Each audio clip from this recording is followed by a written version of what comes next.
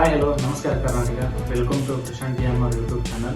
ಶಿವಪುರಾಣದ ಈ ಸೀರೀಸಿಂದ ಸ್ಟಾರ್ಟ್ ಮಾಡೋಕ್ಕೆ ಕಾರಣ ಬಂದು ನಮ್ಮ ಶಿವಪುರ ಅಂದ್ಬಿಟ್ಟು ಈ ಶಿವಪುರಾಣದಿಂದ ನಮ್ಮ ದೈನಂದಿನ ಜೀವನಕ್ಕೆ ಆಗುವಂಥ ಲಾಭಗಳು ಮತ್ತು ಮೊದಲೇ ಭಾಗದಲ್ಲಿ ಶಿವನ ಪದದ ಅರ್ಥವೇನು, ಶಿವನ ಹೇಗೆ ಉದ್ಭವ ಆದನು, ಶಿವನು ಈ ಬ್ರಹ್ಮಾಂಡದ ಸೃಷ್ಟಿಯನ್ನು ಹೇಗೆ ಮಾಡಿದನು, ಬ್ರಹ್ಮಾಂಡದ ಸೃಷ್ಟಿಯ ಬಗ್ಗೆ ಹಾಗೂ ಈ ಸೃಷ್ಟಿಯ ಬಗ್ಗೆ ನಮ್ಮ ಸೈನ್ಸ್ ಏನು ಹೇಳುತ್ತೆ, ಇವನ್ನೆಲ್ಲ ಈ ಮೊದಲೇ ಭಾಗದಲ್ಲಿ ಶಿವಪುರಾಣದ ಮೊದಲೇ ಭಾಗದಲ್ಲಿ ಡಿಸ್ಕಷನ್ ಮಾಡೋಣ.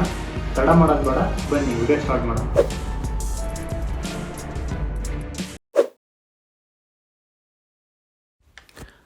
ನಮಸ್ಕಾರ.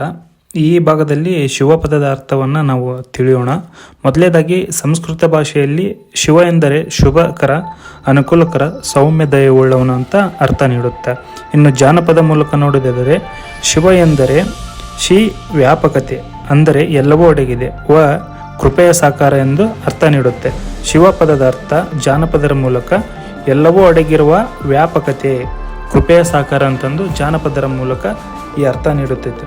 ಇನ್ನು ಋಗ್ವೇದ ಕಾಲದಲ್ಲಿ ನೋಡುವುದಾದರೆ ಶಿವ ಎಂಬ ಪದವನ್ನು ರುದ್ರ ಎಂಬ ಹೆಸರಿನ ವಿಶೇಷ ಗುಣವಾಚಕವಾಗಿ ಋಗ್ವೇದ ಕಾಲದಲ್ಲಿ ಬಳಸಲಾಗುತ್ತಿತ್ತು. ಇನ್ನು ಶಿವ ಹೆಸರಿನ ಅರ್ಥ ಮುಕ್ತಿ, ಅಂತಿಮ ವಿಮೋಚನೆ ಮತ್ತು ಶುಭದಾಯಕ ಅಂತಂದು ಋಗ್ವೇದ ಕಾಲದಲ್ಲಿ ಸಹ ಕರೀತಾ ಇದ್ರು. ಇನ್ನು ಶಿವನು ಸಾತ್ವಿಕ, ರಜಸ್ಸು, ತಮಸ್ಸು ಈ 3 ಗುಣಗಳಿಂದ ಪ್ರಭಾವಿತನಾಗಿಲ್ಲ. ಶಿವನು ಈ 3 ಗುಣಗಳು ಅವನಿಗೆ ಯಾವ ಪ್ರಭಾವವೂ ಬೀರುವುದಿಲ್ಲ. ಇಲ್ಲಿ ಶಿವ ಶಬ್ದವು 2 ಮೂಲ ತತ್ವಗಳನ್ನು ಪ್ರತಿನಿಧಿಸುತ್ತದೆ.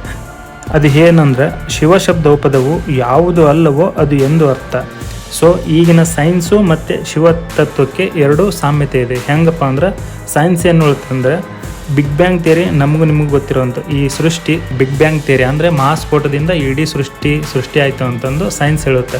ನಮ್ಮ ಶಿವತತ್ವ ಏನು ಹೇಳುತ್ತೆ ಅಂದ್ರೆ ಯಾವುದು ಈ ಶೂನ್ಯದಿಂದ ಉಂಟಾಗಿ ಮರಳಿ ಶೂನ್ಯಕ್ಕೆ ಮರಳುತ್ತದೆ.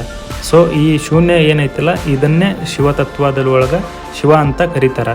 ಸೊ ಈ 2 ನಾವು ಸೈನ್ಸು ಮತ್ತು ಶಿವತತ್ವ 2 ನಾವು ತರ್ಕಬದ್ಧವಾಗಿ ಯೋಚನೆ ಮಾಡಿದರೆ 2ರಲ್ಲೂ ಸೇಮ್ ವಿಷಯನೇ ಇದೆ.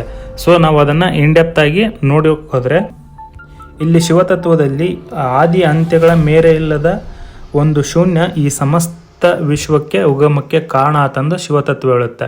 ಸೈನ್ಸ್ ಏನು ಹೇಳುತ್ತೆ, ಒಂದು ಬಿಗ್ ಬ್ಯಾಂಗ್ ಸ್ಫೋಟದಿಂದ ಒಂದು ಮಹಾಸ್ಫೋಟದಿಂದ ಇಡೀ ಬ್ರಹ್ಮಾಂಡ ಸೃಷ್ಟಿ ಆತಂತಂದು ಸೈನ್ಸ್ ಹೇಳುತ್ತೆ. ಸೊ 2ರಲ್ಲಿ ಸಾಮ್ಯತೆ ಇದೆ, ಶಿವತತ್ವಕ್ಕೂ ಮತ್ತು ಸೈನ್ಸ್ಗೂ 2ರಲ್ಲಿ ಸಾಮ್ಯತೆ ಇದೆ. ಇನ್ನು ಇಲ್ಲಿ ಶಿವನಿಗೆ ಆದಿಯೋಗಿ ಅಂತ ಕರಿತೀವಿ ನಾವು. ಆ ಆದಿಯೋಗಿ ಅಂತ ಹೆಸರು ಬರೋಕ್ಕೆ ಏನು ಕಾರಣ, ಶಿವನು ಈ ಮನುಕುಲಕ್ಕೆ ಯೋಗ ವಿದ್ಯೆಯನ್ನು ಪಾಠ ಮಾಡಿದ್ದಕ್ಕಾಗಿ ಶಿವನಿಗೆ ಆದಿಯೋಗಿ ಅಂತ ಕರೀತಾರೆ. ಹಾಗಾದರೆ ಯೋಗ ವಿದ್ಯೆ ಅಂದರೆ ಏನು, ಅದನ್ನು ಹೇಗೆ ಮಾಡ್ಬೇಕಂದ್ರೆ ಯಾರು ಈ ಜಗತ್ತನ್ನು ಆತ್ಮಭಾವದಿಂದ ಅನುಭವಿಸುತ್ತಾನ ಅವನು ಯೋಗಿ ಆಗುತ್ತಾನ. ಇದರ ಅರ್ಥ ಇನ್ನೂ ಏನು ಯಾರು ಈ ಸರ್ವವ್ಯಾಪಕವಾದ ಶೂನ್ಯವನ್ನು ತಾನಾಗಬಲ್ಲನೋ ಅವನೇ ಮಹಾಯೋಗಿ ಆಗುತ್ತಾನ. ಯಾಕೆ ಈ ಶೂನ್ಯಕ್ಕೆ ಅಷ್ಟು ಮಹತ್ವ ಇದೆ ಅಂದರೆ, ಯಾಕಂದರೆ ಈ ಸರ್ವವ್ಯಾಪಕವಾದ ಶೂನ್ಯ ಇಡೀ ಬ್ರಹ್ಮಾಂಡವನ್ನು ಧರಿಸುವಂಥ ಶಕ್ತಿ ಇರೋದಕ್ಕಾಗಿ ಆ ಶೂನ್ಯಕ್ಕೆ ಅಷ್ಟು ಮಹತ್ವವನ್ನು ಇಲ್ಲಿ ಶಿವತತ್ವದಲ್ಲಿ ನೀಡ್ತಾರೆ. ಇದರ ಅರ್ಥವಾಗಿ ನೋಡುವುದಾದರೆ ಹಾಗಿದ್ದರೆ ಇಡೀ ಸೃಷ್ಟಿಯನ್ನೇ ತನ್ನ ಅಳತೆಯಲ್ಲಿ ತನ್ನ ಮುಷ್ಟಿಯಲ್ಲಿ ಹಿಡಿದಿಟ್ಟುಕೊಳ್ಳುವ ಸಾಮರ್ಥ್ಯ ಇರುವುದು ಆ ಶೂನ್ಯಕ್ಕೆ ಮಾತ್ರ.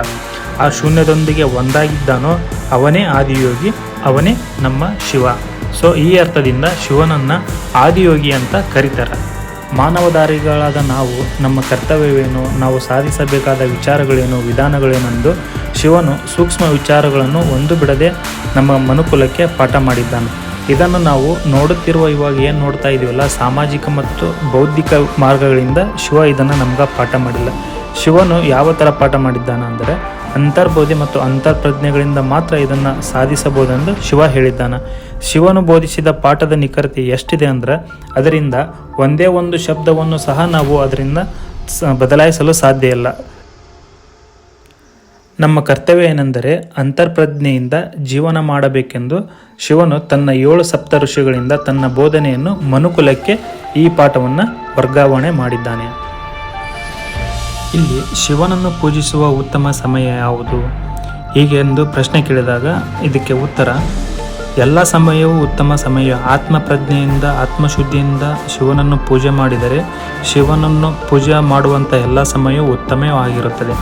ಆದರೆ ಮಹಾಶಿವರಾತ್ರಿಯ ಉಲ್ಲೇಖ ನಮ್ಮ ಶಿವಪುರಾಣದಲ್ಲಿ ಹೆಚ್ಚಿನದಾಗಿ ಎಲ್ಲರೂ ಕೇಳಿರ್ತೀವಿ. ಮಹಾಶಿವರಾತ್ರಿ ಎಂದು ಶಿವನ ಧ್ಯಾನ ಮಾಡುವುದರಿಂದ ನಮಗೆ ಹೆಚ್ಚಿನ ಪುಣ್ಯಫಲ ದೊರಕುತ್ತಂತೆ.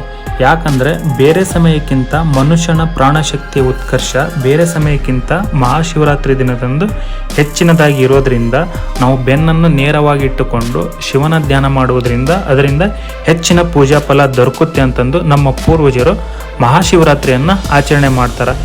ಇದಿಷ್ಟು ಶಿವಪುರಾಣದ ಮೊದಲ ಭಾಗದ ವಿಷಯವಾಗಿದೆ. ಶಿವಪುರಾಣದ ಎರಡನೇ ಭಾಗದಲ್ಲಿ ಶಿವಪುರಾಣದ ಮಹತ್ವ, ಶಿವಪುರಾಣವನ್ನು ಕೇಳುವುದರಿಂದ ಮತ್ತು ಓದುವುದರಿಂದ ನಮ್ಮ ಜೀವನಕ್ಕೆ ಆಗುವ ಲಾಭಗಳೇನು ಅಂತಂದು ನಾವು ಶಿವಪುರಾಣದ ಎರಡನೇ ಭಾಗದಲ್ಲಿ ನಿಮಗೆ ತಿಳಿಸಿಕೊಡುವ ಪ್ರಯತ್ನವನ್ನು ಮಾಡ್ತೀನಿ. ಸೊ ಅಲ್ಲಿ ತನಕ ಎಲ್ಲರಿಗೂ ನಮಸ್ಕಾರ.